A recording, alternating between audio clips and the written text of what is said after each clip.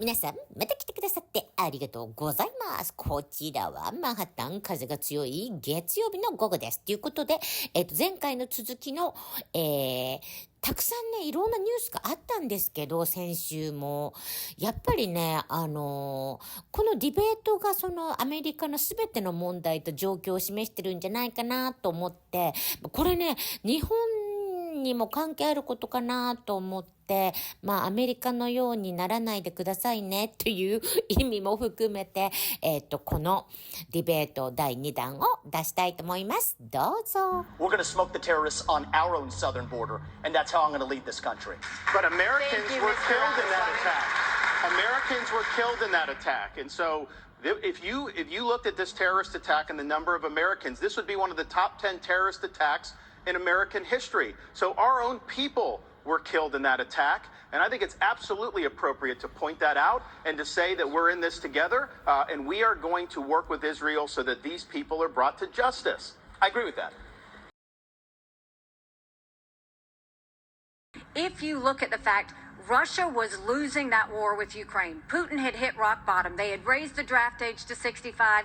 He was getting drones and missiles, drones from Iran, missiles from North Korea. And so what happened? When he hit rock bottom, all of a sudden, his other friend, Iran, Hamas goes and invades Israel and butchers those people on Putin's birthday. There is no one happier right now than Putin because all of the attention America had on Ukraine suddenly went to Israel. Strong America, not a weak America, and that's what Joe Biden's given us. I want to say one thing about the tie to Ukraine, if I may. So foreign policy experience is not the same as foreign policy wisdom. I want everybody at home to know that I was the first person to say we need a reasonable peace deal in Ukraine.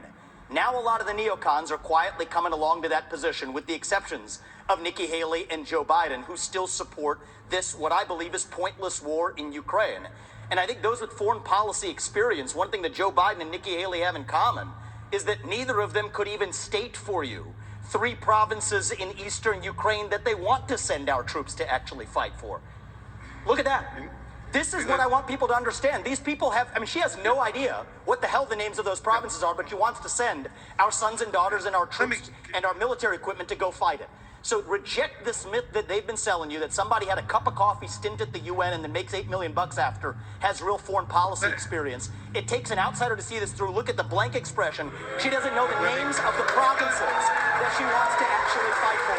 And there's her puppet masters right there, the donors right there that are playing her like the puppet masters. Hold on. Let me just say something here. We're now 25 minutes into this debate, and he has insulted Nikki Haley's positions, her basic intelligence. She doesn't know regions. She wouldn't be able to find something on a map that his 3-year-old could find. Look, if you want to disagree on issues, that's fine. I've known her for 12 years, which is longer than he's even started to vote in a Republican primary. Smart, accomplished woman, you should stop insulting her. So I'm going to take this several times over. So first of all, I think we just learned something from Chris Christie. We learned 3 things. We learned 3 things right there. First of all, Chris Christie also doesn't know what provinces in eastern Ukraine he actually wants us to fight for. Chris, your version of foreign policy experience was closing a bridge from New Jersey to New York. Yeah. So do everybody a favor, just walk yourself off that stage, enjoy a nice meal, and get the hell out of this race. Let me tell you. When it comes to Nikki, I think, listen up to this, is if these people want to send your sons and daughters to go die in Ukraine, they've been arguing for it for a year. $200 billion of our taxpayer money sent over. Neither of them could even name for you the provinces that they actually want to protect. And this is the people who have been touting their so-called foreign policy experience. It is intellectual fraud. These people are lying to you, the same people who told you about weapons and mass destruction in Iraq to justify that invasion, didn't know the first thing about it, yet they sent thousands of our sons and daughters to go die. The same people who told you the same in Afghanistan, where the Taliban is still in charge 20 years later. $7 trillion of our national debt due to these toxic neocons. You can put lipstick on a Dick Cheney, it is still a fascist neocon. Thank you, and you Mr. see that Ramaswamy. today. Thank you, Mr. Dick Cheney Ramaswamy. all over again in this party. Thank you, Mr. Ramaswamy. All year, News Nation has been at the border documenting the crisis. In 2023 alone, Border Patrol encountered a record 2.4 million migrants. All 4 of you have talked tough. The question now is, how realistic is the talk? So, Governor DeSantis, I'd like to start with you. You have pledged to send the military to the southern border on day one of your administration with orders to shoot, quote, stone cold dead anyone illegally entering with a backpack that you believe contains fentanyl. Critics have called this a shoot first, ask questions later policy that would amount to extrajudicial killing. You are a former military lawyer. Why do you think this idea of yours would be legal? The drug cartels are invading our country, and they are killing our citizens by the tens of thousands every year. We had a situation in Florida. There was an 18-month-old baby that was crawling on the floor of an Airbnb rental. There was fentanyl residue on the carpet, and the baby died. Is this acceptable in this country? I know the elites in D.C., they don't care. They don't care that fentanyl's ravaging your community. They don't care that illegal aliens are ravaging our community and overwhelming our community. The commander-in-chief not only has a right, you have a responsibility to fight back against these people. And does that mean shooting first? It means you're gonna categorize them as foreign terrorist organizations, and we will identify just like we would anywhere. When I was in Iraq, the Al-Qaeda wasn't wearing a uniform. You'd see anyone walking down the street, they all had man dresses on. You didn't know if someone had a bomb, an IED attached or not. And so you had to make a judgment based on intelligence, based on positive identification. But we're going to be able to get the intelligence on these cartel people. And here's the thing. If we had a wall across the southern border, which I support, this would not have happened. We need to build a wall across the southern border. I'll get it done, and Mexico is supposed to pay for it. Remember, here's how you do that. I am going to have fees on remittances from foreign workers when they send the money back to foreign countries. We're going to tax it, and we're going to build a wall with that. So yes, you should have had that. I am not going to sit there and allow mothers to lose more kids because of fentanyl overdose. I am not going to sit there and let sex trafficking go unabated or human trafficking go unabated. There's going to be a new sheriff in town, and these drug cartels better buckle up. Then you said in Londonderry, New Hampshire last month that you will not deport those who are working and paying taxes rather than feeding off the system. Which is it? So first of all, what I said is all of the 7 or 8 million illegals that have come under Biden's watch absolutely have to go back. We have to stop the incentive of what's bringing them over here in the first place. You have to go and deport these people so they know it can't happen again. For those that have been here longer than that, we've got to start seeing who is it, how long have they been here, have they been vetted, have they paid taxes with China until they stop murdering Americans with fentanyl. I promise you, they need our economy. They will immediately stop that. But this is where Trump went wrong. Trump was good on trade.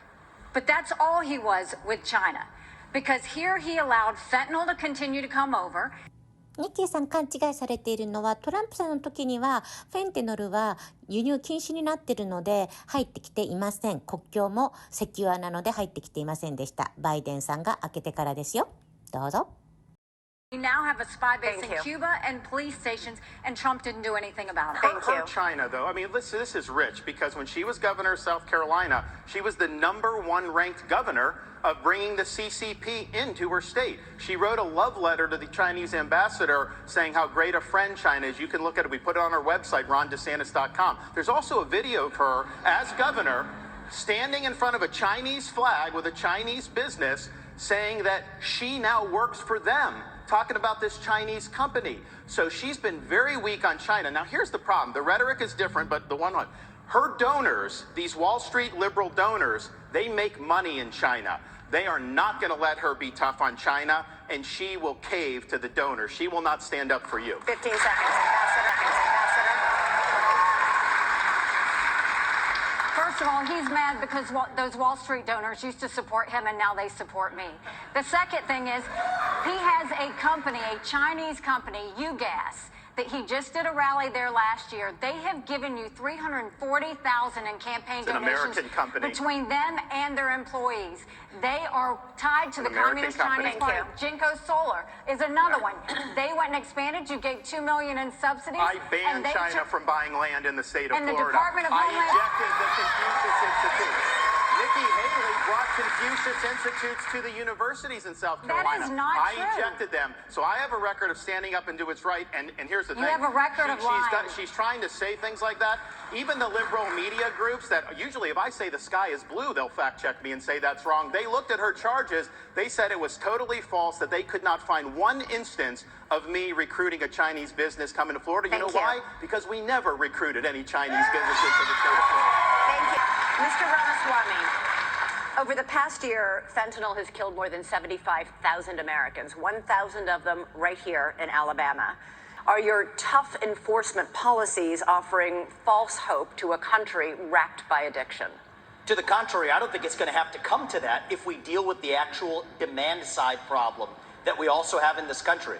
I mean, the easy part is talking about how we're going to use our military to secure the border. I will, and I believe that everybody else wants to do the same thing.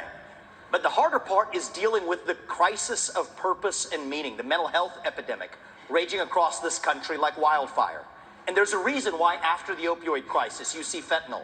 And even after we get fentanyl, and we are going to be sure to make sure we do it, this one is worse for many reasons. They're illegally lacing it into pharmaceuticals, so it's more dangerous. But I want to get back to this issue of the root cause, because a lot of these are coming from labs in Wuhan, China, of all places. Drug materials that are going to the Mexican drug cartels that they're pumping across that southern border like a modern opium war.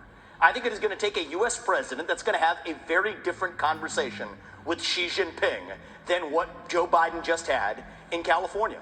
I will tell Xi Jinping, you will not only not buy land in this country or donate to universities in this country, and the same country that's putting fentanyl into illegal pharmaceuticals in Mexico, it's no coincidence, is the exact same country that also unleashed hell on the world with the COVID-19 pandemic. We also have to hold them accountable with every financial lever that we have available. That is what it actually means to stand with a spine.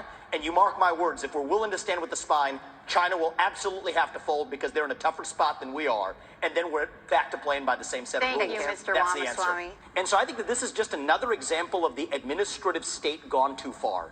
Here's the dirty little secret in American politics today. The people who we elect to run the government are not the ones who are even actually running the government. It is the bureaucrats in those three-letter agencies that are writing regulations that Congress never gave them the authority to write. And the good news is, a U.S. president can absolutely fix that. That takes a U.S. president with a spine. So what I've said is in my administration, by the end of year one, we will have a 75% reduction in the number of federal bureaucrats. We will shut down government agencies that should not exist.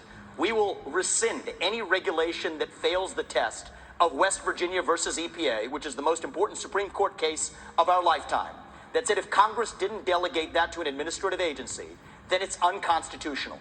These are seismic changes. These are big changes that the next president can deliver without asking Congress for permission or for forgiveness. And I want people to understand that distinction, because people have been sold myths by politicians for a long time saying, I'm going to work with Congress to do this or that.